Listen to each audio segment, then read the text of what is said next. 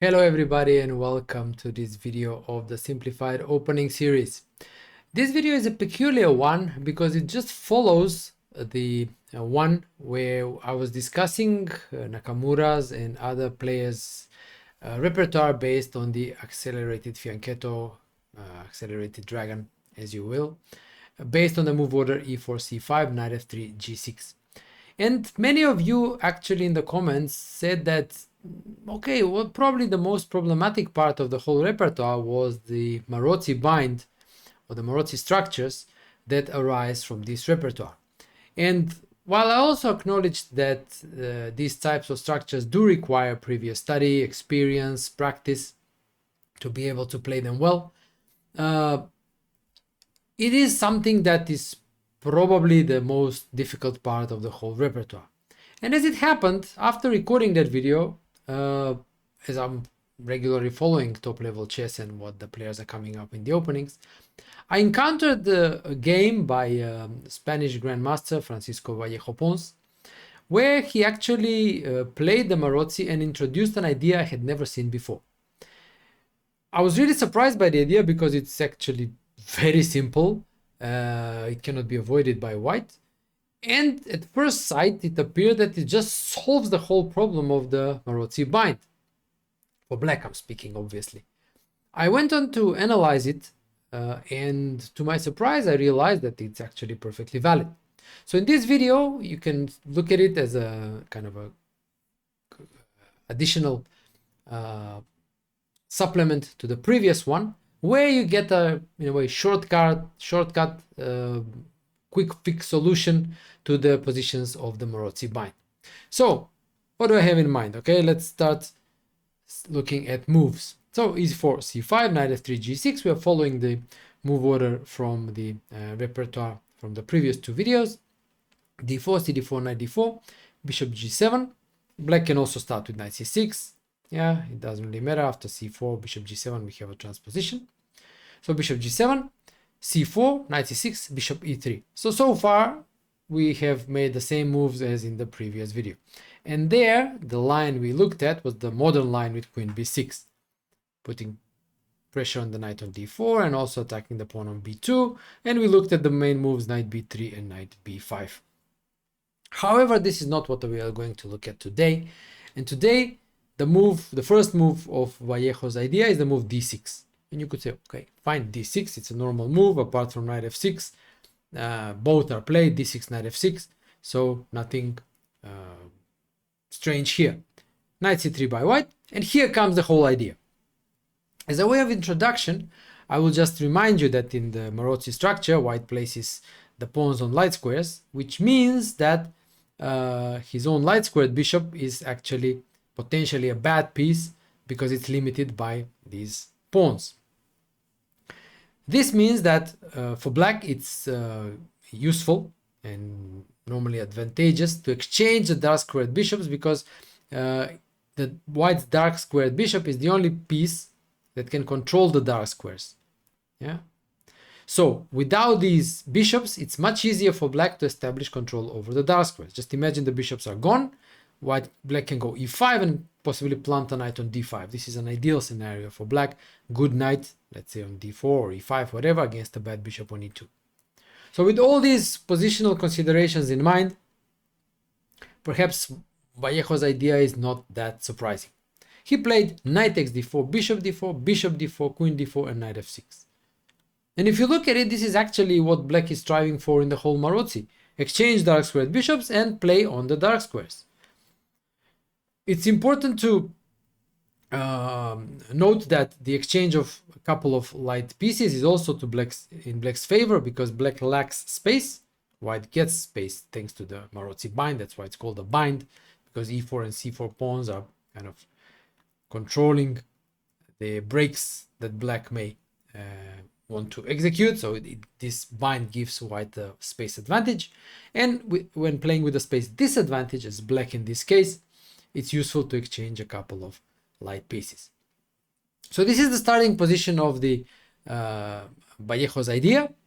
And what I also found very interesting and in a way promising for black is that if white plays in a way like non-ambitiously, let's say, or they don't have an idea what they should be doing, and they play something sensible, like, let's say, bishop e2, and then go short castle, just some normal natural moves, then black is really without any problems whatsoever. So black can here castle, yeah, and after castle they can go bishop d7, bishop c6, and it's standard Maroczy play, and by that I mean just controlling the dark squares. The knight goes back to d7, the bishop controls the d5 square, so whenever a knight appears there it can be exchanged. The knight comes back to d7, controlling e5, c5, then moves like a5, securing a knight on c5 to avoid b4, or ideas like queen a5, queen c5, or queen e5, trying to exchange queens, are all common ideas for black in the Maroczy. An alternative plan is to place the bishop on e6, let's say queen a5 here, castles, bishop e6. Yeah, let's say rook fd1 and castles now. And here the play is a bit different from the previous one when the bishop is on c6, because the bishop is targeting the pawn on c4, so black will try to go a6 b5, yeah, putting a rook on c8, one rook on c8, and trying to go a4 a6 b5. And if white stops that, b3, let's say a6, yeah, a4, then simply rook a c8.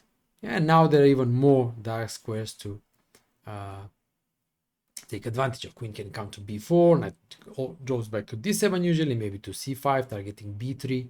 Yeah, at some point black can go also queen c5 to exchange queens, and then a5 to fix that b4 hole, yeah, created by white's desire to prevent b5 by placing the pawns on a4 and c4. So this is really simple and straightforward. If white is not really ambitious, black really gets excellent play.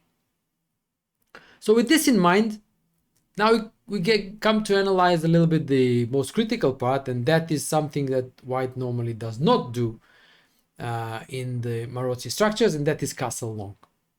Now already this is something out of the ordinary, and obviously adds to the let's say surprise effect that black's idea may have on white, because if white is not familiar, it's hard to come up with this over the board, unless particularly inspired, let's say. So now after long castle, there is a pressure on the d file, so there is a threat like e5 or c5. So queen a5, getting away from the d file and controlling the c5 and e5 squares. And now another interesting thing here for the whole position is that sooner or later white will have to jump knight d5. Yeah? And then we will have a type of a position that we will look at shortly. But there are also some other setups that white can try, and we will look at them in short order. So for example, one idea for white is to go f4 immediately. I would expect an unprepared player to play the move king b1, just safe move to cover a2, allow for knight d5, but we will take a look at this a bit later. f4, bishop e6, developing the bishop. f5 is still not possible because that square is controlled sufficiently. Yeah, and after bishop e6, black's play is really simple on the queen side anyway. It's the same, putting a rook on c8, playing a6 b5. Here even better because there is a white king on the queen side that is ultimately targeted. So b3, and here I would like to demonstrate one idea which is also not very common in the Maroczy bind, this time for black, and that is long castle by black. Very interesting, yeah, both sides castling long in the Maroczy, but hey, modern chess. Still, with this being said, nothing wrong with short castle. Let's say king b2, a6. Yeah, now the engine wants to go a3, having some b4 ideas, but after rook fc8, black is fine. Always threatening b5. The king is not entirely safe here. On b2, b5 is always an option for black to open up the queen side, maybe supported with rook a8, depending on circumstances, and plays rather sharp. But long castle is actually very interesting, and the idea is to continue playing in the, let's say, Maroczy style with dark square control. Let's say king b2, king b8, bishop e2, and now knight d7. And the moves are standard there. Rook comes to c8, the queen can come to c5, the knight can come to c5 as well. f6 is a move that secures the dark squares even better. And also there is an idea in the future, for example, after f6, maybe rook g8, g5, get rid of this f4 pawn and establish an eternal square on e5 for the knight. And then we are getting closer to this ideal scenario, good knight, bad bishop. So this is one idea I wanted to show. Yeah. Now let's move on to the most direct move, knight d5. It can also rise up after white plays king b1 first. It will be a transposition, I will point it out. But this is more direct. a2 for now is not hanging because there is knight c7 check, for example. Yeah. So black goes bishop e6. Standard way for black. The idea is to exchange on d5 with the bishop and try to get closer to this good knight, bad bishop endgame. Now it's important to note that taking a pawn, let's say take on f6, ef6, yeah, king b1, defending a2, short castle, yeah, and queen f6 gives black excellent counterplay. Not queen d6, obviously, yeah, because there is rook d8 and this one is hanging. So queen f6 and now b5. So you see that the bishop is much better than white's, very active. Bishop, the pawn cannot be taken on b5 because a2 is hanging. And now black gets good play. Yeah, for example, in the endgame after queen c3, take on c3, bc, bc, rook takes d6. White still won a pawn, but thanks to the advantage in development, white's king side is still undeveloped. Rook a b8 check, king c2, rook b5, and the other rook coming to b8. It's clear that black has fantastic play. Rook b2 is coming, these pawns on the second rank are exposed, so black has an excellent compensation. And instead of queen c3, white goes something like f4, intending f5. There is bc4 and f5 is controlled. Yeah. And okay, white can force a perpetual after f5, gf5, queen g5, and king h8 and queen f6 with a perpetual check. Fair enough. Okay. If white wants to make a draw, it's possible to do so in more than one way in modern chess. So after bishop e6, it's important to know that these positions with knight f6, ef6 are good for black. So king b1, preparatory move here, covering a2, and now bishop d5. Yeah, ed5. Normally this is how white recaptures to open the e file. Rook c8, standard move, controlling the c5 square and targeting this pawn c4 in the future maybe.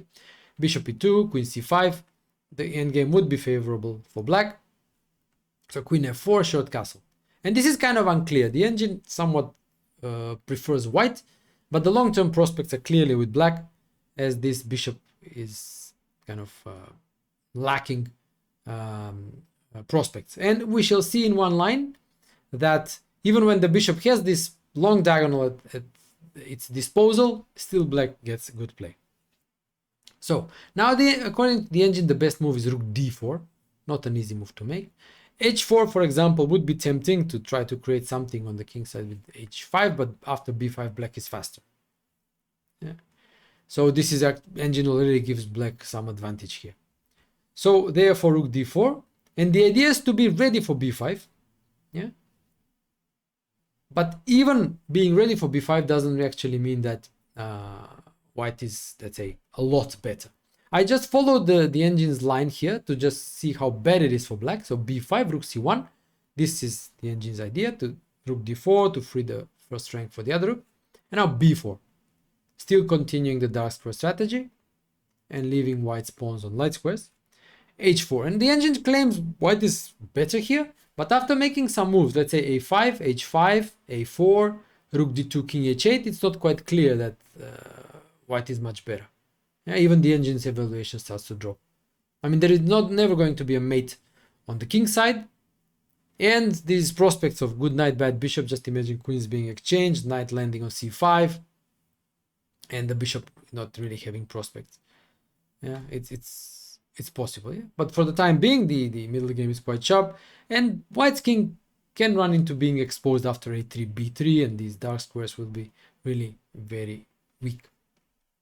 So this is even, let's say, falling in sort of into the trap of pushing b5.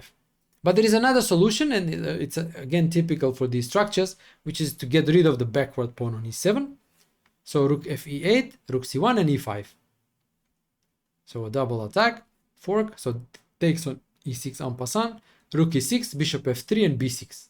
And again, perfectly fine position for black. The pawn is easily defended on d6. The knight is covering the d5 square. The bishop is looking down an empty diagonal. Strong presence on the dark squares for black. The position is equal. So two plans basically for black in that position. Either advancing b5, b4, or going for the central e5 break. So that is the analysis of the move knight d5. Now let's check king b1, bishop e6. Yeah, and now not knight d5, which would be a transposition, but f4. This was in fact played in the Sargsyan Vallejo pawns game, played in 2025 this year. And I was actually impressed that Sargsyan was reacted relatively well to this extremely rare line in the Maroczy. And here Vallejo played rook c8.